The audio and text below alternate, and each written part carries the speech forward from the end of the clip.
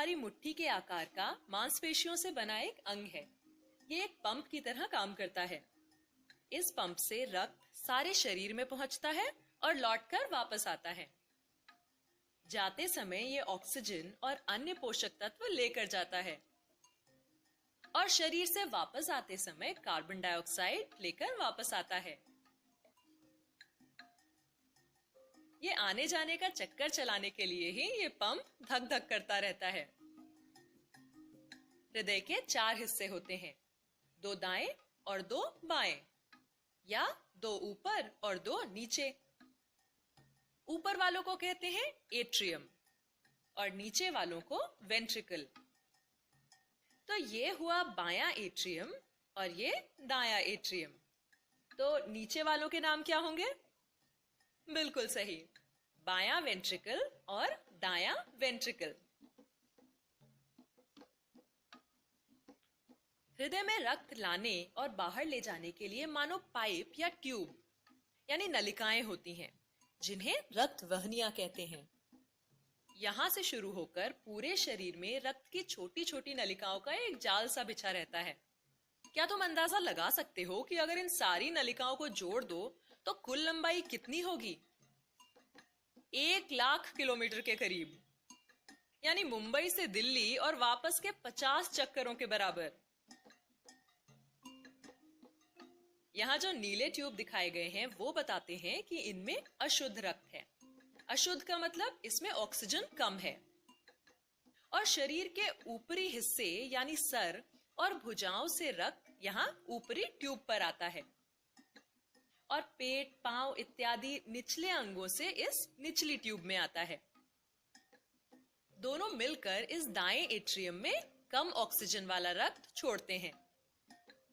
इस एट्रियम का सिर्फ नीचे की तरफ यानी सिर्फ एक तरफा खुलने वाला एक वॉल्व है। ऐसे और भी दरवाजे हैं, इन्हें वॉल्व कहते हैं। ये वॉल्व तभी खुलेगा जब नीचे वाला वेंट्रिकल फैलेगा।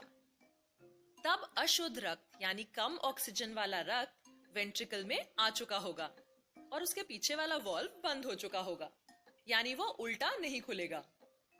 लेकिन वेंट्रिकल का ऊपर की तरफ खुलने वाला एक और दरवाजा है।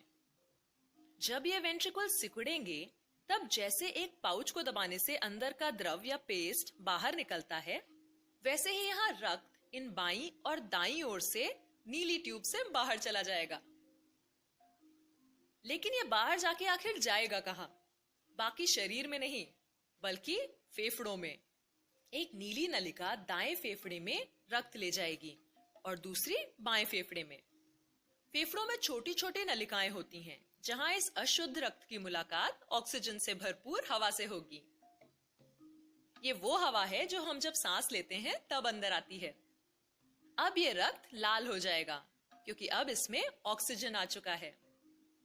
ये लाल रक्त फेफड़ों से एक बार फिर हृदय की तरफ जाएगा और हृदय में बाएं एट्रियम में अंदर आएगा।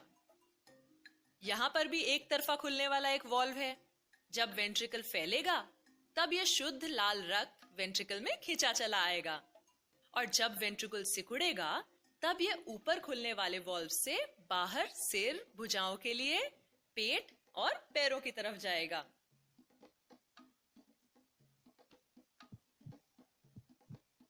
हृदय का सिकुड़ना और सामान्य हो जाना एक धक धक यानी एक धड़कन बनाता है और ये धक धक चलती रहती है। रक्त शरीर भर में पहुंचता रहता है और लौटकर वापस आता रहता है। फेफड़ों में जाता है, शुद्ध होता है और फिर चल पड़ता है शरीर भर में ऑक्सीजन और पोषक तत्व पहुंचाने के लिए।